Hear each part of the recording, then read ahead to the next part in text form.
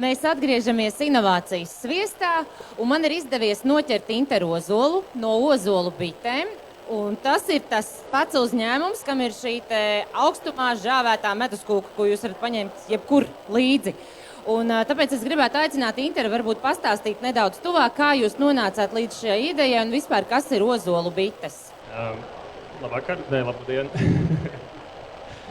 Ozolu bites ir ģimenes uzņēmums, ko mēs par sieviņu esam izveidojuši. Un, tas viss sākās ar to, ka es esmu biškops jau no 12 gadu vecuma, jau 25 gadi. Kādā brīdī tas medus palika par daudz, palika pāri, un tad bija jāsaka ar viņu domāt, ko darīt. Un tad mēs iegādājāmies pirmo liofilizācijas iekārtu, kur žāvējām augļus, lai miksētu kopā ar medu. Nu, tā liofilizācija, tā ir žāvēšana augstumā, jā? Tas tāds smags vārds var grūti sagremot. Augstumā žāvēt, jā, tā vienkāršāk ir, jā, tur augstums, vakums un visādi spēki darbojās. Un tad taisījām tos maisījumus, sieva paralēli cepa meduskūku, ko piedāvāja klientiem uz pasūtījumu. Tad kādā brīdī mēs domājam, kas notiks, kad mēs ieliksim to kūku tajā aparātā. Un, tur, protams, gāja visādi, tur pūtās un tā, bet ar laiku esam atklājuši, kā tas notiek. Cik ilgi jūs eksperimentējāt, kamēr tā kūka ieguva šādu te citiem rādāmu reprezentatīvu skatu? Manuprāt, viņi joprojām attīstās. Jo tāds, klasiskai meduskūkai ir tur jau gabaliņi jau izskatās perfekti jebkurā laikā. Tagad mums ir divas jaunas garšas, kas ir ar upenēm un ar melenēm. Tur atkal ir cita ogu struktūra un tas atkal ir kaut kāds process, kam jāiziet cauri, lai viņi arī būtu. Nu, vienmēr ir nākamais gads, tad jūs varat atkal nākt ar jauniem produktiem. Man šeit ir jautājums, kāpēc tieši meduskūka, cielaviņu, kristīni, visas pārējās arī varat liofilizēt? Ir, tās visas idejas ir galvā. Un, tikai katrai kūkai ir, katram produktam ir savu vajadzīga pareizā receptūra. Jo, lai viņi nav par cietu, lai nav par drupanu, lai viņi var transportu. Tur ir daudz faktoru, kas to visu ietekmē. Un tad, idejas ir daudz un gan jau arī būs kaut kas jauns vēl. Man izskatās, ka kāds bitinieks, bet raksta, bet medu taču nevar liofilizēt. Jā, tā ir taisnība. Šķidru medu nevar liofilizēt. Tur notiek, teiksim, vismaz tādā standarta iekārtā, kāda ir mums, kur teiksim, ir paplātes un tas nav ar smidzināšanu. Tur nekas nesanāk, bet ir veidi, kā to var izdarīt un arī meduskūkā un tur mums ir tas izdevies. Bet arī pašu medu mums ir izdevies izžāvēt šajā pašā iekārtā. Tur arī ir procesā. Tā kā redz, ka vajag tikai gribēt, mīļie cilvēki. Nu labi, bet pieņemsim, es arī esmu uzņēmējs, es arī gribu sākt liofilizēt. Ar ko man jārēķinās? Cik man tas maksās? Vai es naktīs gulēšu, vai es tikai ar to vien nodarbošos? Nu, pastāstiet, kā tas tā tehniski notiek un cik tas maksā? Pirmos gadus jūs negulēsiet. Ļoti iedvesmojoši, jūs vienkārši gribat no konkurentiem atbrīvoties, es sapratu. Nē, mēs nebaidamies no konkurentiem, bet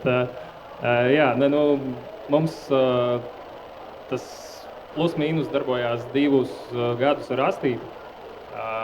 Varu teikt, ka droši vien par nopelnīto naudu mēs varbūt ar sievu vienreiz uz vakariņām esam bijuši restorānā. Bet, jo Te ir piezīme sievai. Vajag prasīt kaut ko vairāk pie tāda darba, ja pat naktīs nevar gulēt. Es prasītu kā minimums ceļojumu. Briestam, jā.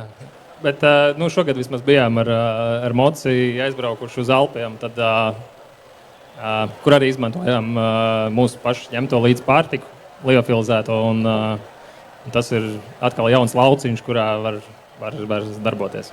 Jūs varbūt pastāstīt nedaudz vairāk par to braucienu, jo es kaut ko redzēju sociālos tīklos, un es sapratu, ka liofilizētā pārtika tas vispār ir vienīgais veids, kā dabūt normālu pārtiku, ja jūs aizbraucat tādā diezgan ekstrēmā ceļojumā, jo jums tur vispār nekā, man liekas, netrūka.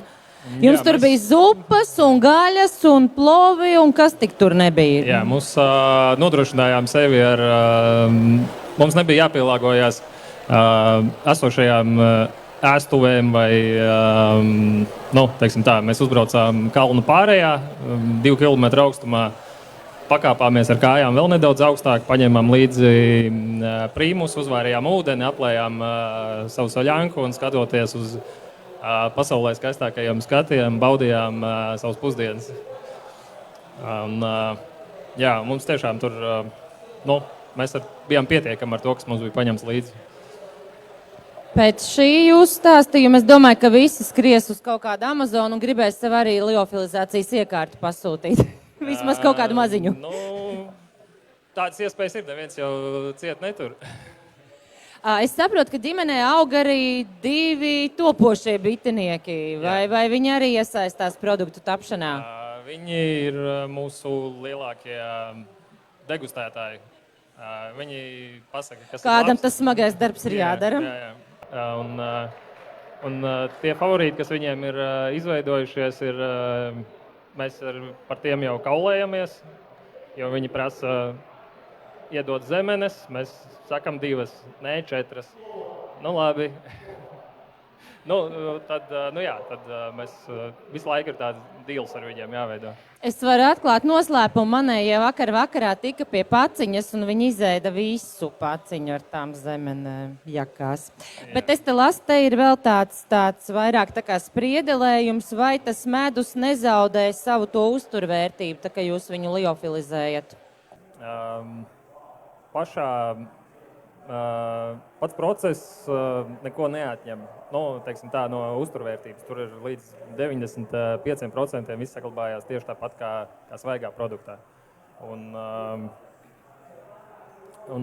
līdz ar to tas ir maksimāli labākais, drošākais un saudzīgākais veids, kā saglabāt pārtiku tuvu svaigam. Cik ilgi tā pārtika var saglabāties svaiga? Mēs paciņās, kas ir 3 slāņu paciņās, liekam gada derīguma termiņu. Kas ir arī pārbaudīts, jo no sākuma piesardzīgi meduskūkai mēs likām pusgadu, bet nolikām skapī glabāties, pēc pusgada izņēmām ārā, nekas nav mainījies. Tad saskaņojot ar pārtiks veterināro dienestu, tad varam likt arī lielāku termiņu. Tas izklausās labi, tad dara arī ekspedīcijai gada garumā. Tad varbūt jūs pastāstīt par tiem pārējiem produktiem, cik jums vispār ir to produktu un kas ir tādi ejošākie? Ejošākie noteikti ir meduskūka. Šogad uz izstādi esam izveidojuši šīs 2 jaunas garšas, kas vēl nav internetu veikalā. Tad ļoti labi ziemas sezonā ir medus maisījums ar ingveru, dzērunēm ingveru. Tas ir to.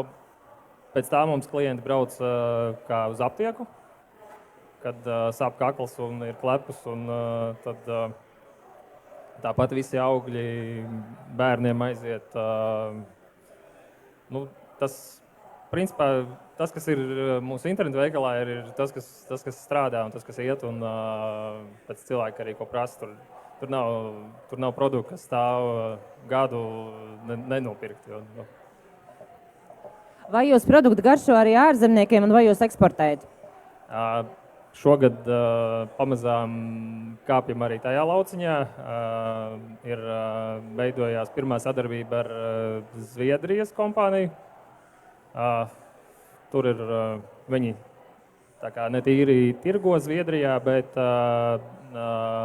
dod saviem sadarbības partneriem. Bet tas ir arī lielos apjomos.